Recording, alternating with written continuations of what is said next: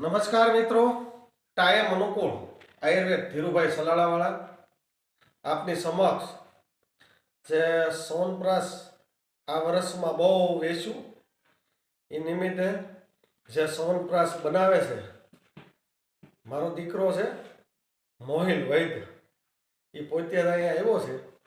એટલે આ જે સોનપ્રાસ બનાવ્યું છે એનીથી કેટલા કેટલા ફાયદા છે એ વિશેની થોડીક વાત કરશે. नमस्कार, मैं मोहिल मकवाना. आज आपको बताऊंगा च्यवनप्राश के क्या फायदे हैं. चरक संहिता में च्यवनप्राश के बारे में लिखते हैं, च्यवनप्राशम इति उत्तम रसायनम, यानी कि जितने भी रसायन हैं उनमें सबसे उत्तम च्यवनप्राश है. जो काश श्वास जैसे रोग यानी कि अस्थमा, खांसी और स्वर क्षय यानी कि जिनका स्वर यानी आवाज ठीक नहीं है उनके आवाज को ठीक करता है.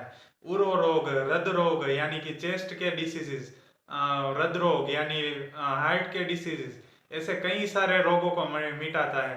और क्या बेनिफिट देता है तो स्वर उद्धार्य यानी कि स्वर आपका खोलता है. मेधा यानी इंटेलेक्चुअल पावर, मेधा कांति आपके वर्ण को ठीक करता है.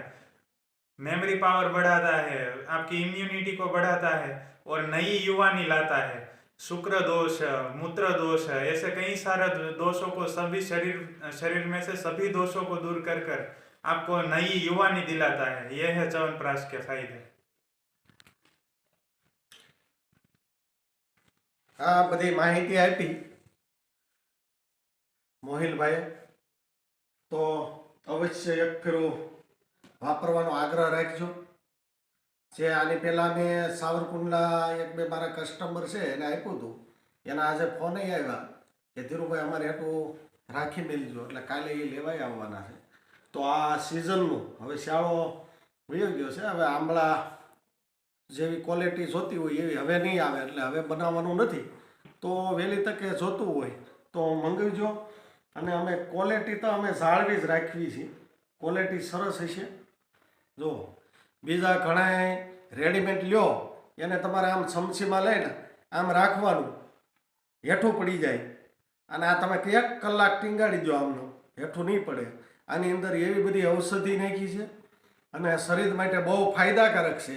એક ફેરું અવશ્ય વાપરવાનો આગ્રહ રાખજો, એટલે આખું વરસ આમ પાવરમાં જ રહ્યો, હાવજ જેવા. નમસ્કાર.